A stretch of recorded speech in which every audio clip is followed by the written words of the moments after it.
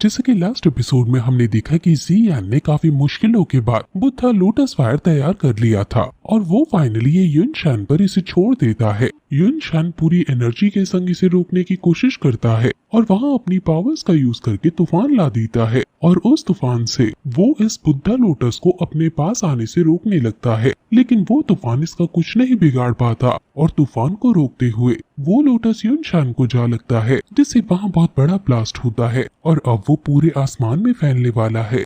Ice emperor तुरंत अपने साथियों को यहाँ से निकलने को कहते हैं और सभी लोग अपना कवर ढूंढ लेते हैं। बेचारे कवर नहीं ढूंढ पाते, वो इस ब्लास्ट की गर्मी से वही भाप बन जाते हैं। युनशान के डिसाइपल्स भी भागते हैं और जो नहीं भाग पाते वो मारे जाते हैं। आइस एम्परर और बाकी सभी जियान की चिंता करने लगते हैं कि क्या वो सही होगा। उसके दोस्तों को उसके लिए चिंता होने लगती है और लिन सियाओ तो हैरान है कि जियान दो जोंग से भी लड़ पा रहा है, लेकिन दो जोंग को हरा पाना इम्पॉसिबल है और वो जियान के लिए दुखी होने लगता है। सभी लोग अब जियान के लिए दुखी हो रहे हैं क्योंकि इतने बड़े ब्लास्ट से वो नहीं बच पाया होगा।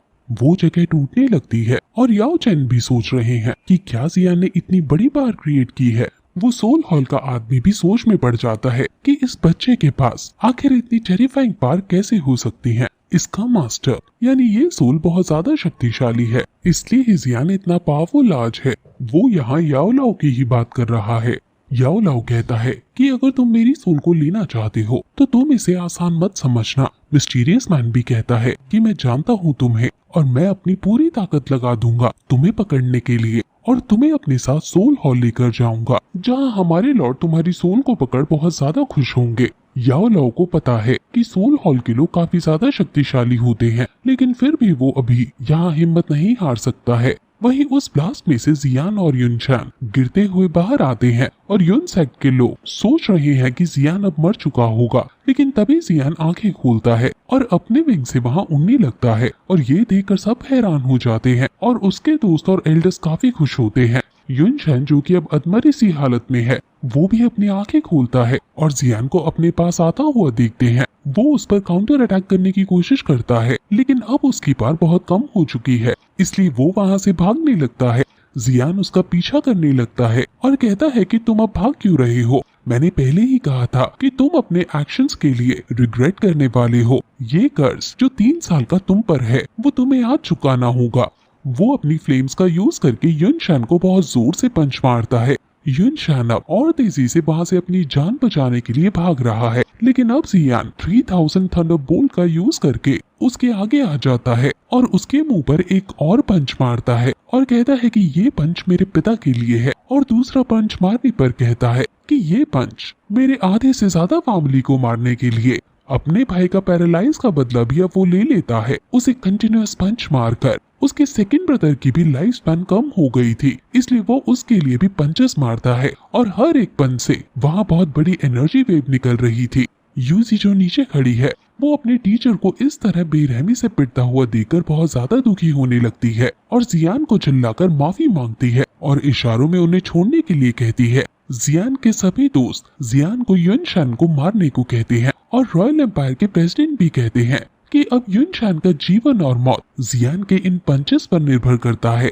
आइस एम्परर यूजी को देखकर कहते हैं कि जियान अपने लोगों को कभी निराश नहीं करता और पता नहीं वो क्या करे। जियान का मन होता है कि यूजी के लिए वो युनशान को जान से ना मारे, लेकिन फिर वो याद करता है कि कैसे युनशान की वजह से उसके पापा को बेरहमी से उन्होंने मारा था और कैसे उसके पापा की एक एक हड्डी का कचुम्बर इन्होंने बनाया था और इनको आज भी इस बात का कोई पछतावा नहीं है। इसलिए जियान यूजी के लिए अपने प्यार को साइड रख देता है और युनशान को बहुत जोर से पंच मारता है, जिससे युनशान नीचे जाकर गिर जाता है।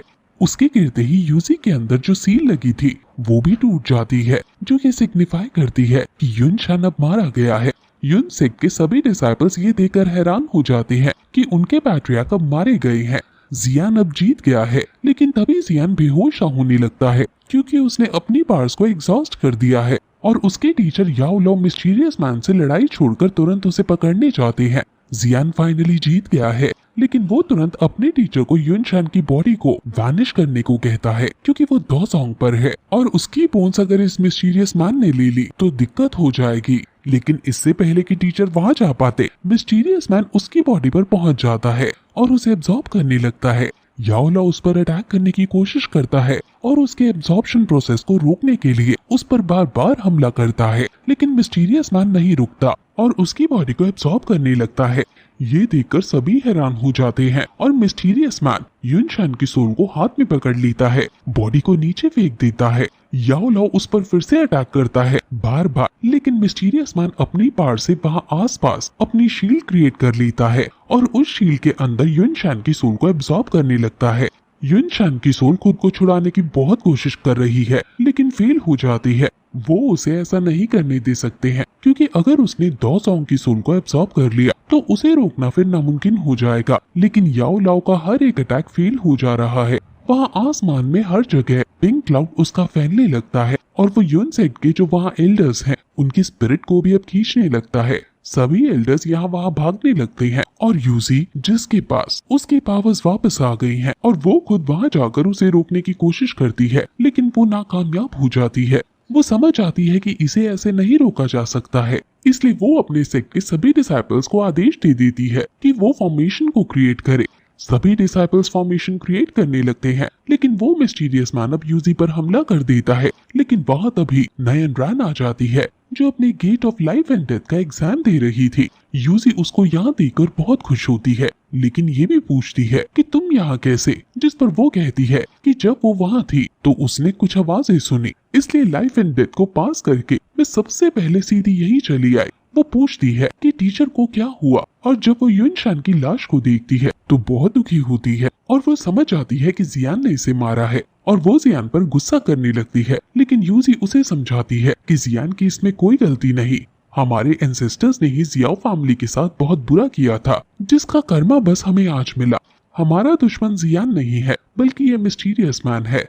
इसने ही युनशान को अब तक अपने झांसे में फंसा रखा था, और बाकी बात मैं तुम्हें बाद में बताऊंगी। वो उसे फॉर्मेशन को कंट्रोल करने को कहती है और वो सभी फॉर्मेशन अब बनाने लगते हैं और फिर उस फॉर्मेशन से यूजी बहुत सारी तलवारें निकालती है और उनको मिस्टीरियस मैन को मारने लगती है। लेकिन अब मिस्टीरियस मैन ने अपनी एब्जॉर्प्शन कंप्लीट कर ली है और उसकी पावर अब बहुत ज्यादा बढ़ गई है और वो अपनी पावर से पूरे स्पेस में एक प्रोटेक्टिव शील्ड लगाने लगता है। याओ लाओ तुरंत जियान को यहाँ से लेकर भागने की कोशिश करता है, लेकिन वो नहीं भाग पाता क्योंकि उसने पूरे स्पेस को ब्लॉक कर दिया है। यूजी अब फॉर्मेशन से बहुत बड़ी तलवार बनाती है और इतनी बड़ी तलवार को वो मिस्टीरियस मैन पर छोड़ देती है। मिस्टीरियस मैन भी एक हाथ से उसे रोकता है और दूसरे हाथ से यूजी पर हमला करता है। यूजी उससे बचते हुए उस पर काउंटर अटैक करने के लिए आगे आती है और उस पर अपनी तलवार से पीछे से हमला करती है और उसके पेट में होल कर देती है, लेकिन उसका पेट फिर से उस होल को भर देता है और ये देखकर यूजी शॉक हो जाती है कि ये मरा क्यों नहीं है। वो यूजी पर काउंटर अटैक करता है और यूजी दूर जाकर गिरती है। यूजी अपनी बड़ी तलवार को जो उसने पहले छोड़ी थी उसी को जोर से देने की कोशिश करती है, लेकिन वो भी टूटती हुई नजर आती है। ये सिचुएशन बहुत बुरी हो रही है। अगर इस मिस्टीरियस मैन ने यूनसेट को खत्म कर दिया और उनकी सोल ले ली तो ये हम पर भी हमला करेगा और हमारे लिए इसे रोक पाना बहुत मुश्किल हो जाएगा। इसने बहुत सारी सोल्स एब्सॉर्ब की हैं, जिस वजह से ये बहुत ज्यादा स्ट्रॉन्ग है और इसकी स्ट्रेंथ अब पीक पर पहुंच गई है और अगर हम सब मिलकर भी इस पर हमला करेंगे तो भी हम इसे नहीं हरा पाएंगे। जियान किसी भी कीमत पर अपने टीचर को इसको नहीं सौंपेगा। अब टीचर उससे कहते हैं कि तुमने मेरी अब तक बहुत मदद की है और मैंने तुम्हें सब सिखा दिया है जो मेरे पास था, अब बाकी तुम पर है सब। मिस्टीरियस मैन यूजी की तलवार को तोड़ देता है और फिर याओ लाओ के पास जाता है और कहता है कि मुझे सिर्फ तुम और ये जियान चाहिए, क्योंकि जियान की फैमिली के पास कुछ ऐसा है जो हम चाहते हैं। याओ लाओ तुरंत जियान को पीछे धक्का दे देता है कि तुम अब इसमें मत पड़ो, क्योंकि खुद जियान तो अपने टीचर को छोड़कर नहीं जाता, इसलिए याओ लाओ को ऐसा करना पड़ा और पीछे से आइस एम्परर जियान को पकड़ लेते हैं। जियान जिद कर रहा होता है कि वो अपने टीचर को ऐसे नहीं छोड़ेगा अकेले लड़ने के लिए, लेकिन आइस एम्परर उसे समझाते हैं कि तुम्हारे टीचर ने कुछ सोच समझ कर ही ऐसा किया होगा और फिर से उनके पास जाना उनके अवहेलना करना होगा। जियान फिर भी वहाँ जाने के लिए आइस एम्परर से छूटने की कोशिश कर रहा है, लेकिन आइस एम्परर उसे नहीं जाने देते। याओ लाओ अब ब्रेवली उसके पास आ जाते हैं और कहते हैं कि तुम अब बेशक बहुत शक्तिशाली हो गए हो, लेकिन मुझे मारना आसान नहीं होने वाला है तुम्हारे लिए। वो दोनों फिर से अब लड़ाई करने लगते हैं।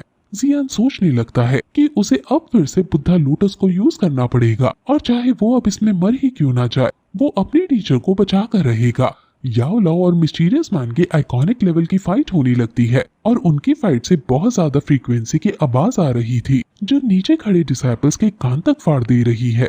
मिस्टीरियस मैन के लिए भी याओ लाओ से लड़ना बहुत मुश्किल हो रहा है, लेकिन वो कहता है कि कब तक तुम मुझे रोक पाओगे, देखते हैं। और इस पर याओ लाओ भी कहते हैं कि कब तक तुम अपने इस स्टेट को मेंटेन रख पाओगे, हम भी देखते हैं ये। मिस्टीरियस मैन समझ आता है कि अगर उसने याओ लाओ को मारने में टाइम वेस्ट किया तो बहुत देर हो जाएगी, इसलिए वो याओ लाओ को धक्का देकर जियान पर हमला करने जाता है और जियान के आसपास खड़े सभी एल्डर्स उसके आसपास प्रोटेक्टिव शील्ड क्रिएट कर देते हैं। लेकिन मिस्टीरियस मैन उनकी शील्ड को एक ही झटके में तोड़ देता है और वो जियान की गर्दन को पकड़ने ही वाला होता है कि तभी वहाँ क्वीन मेड्यूसा आ जाती है और एक ही झटके में उसे रोक देती है और कहती है कि ये मेरा है और इसकी किस्मत मेरे हाथ में है। और फिर ये एपिसोड यही खत्म हो जाता है।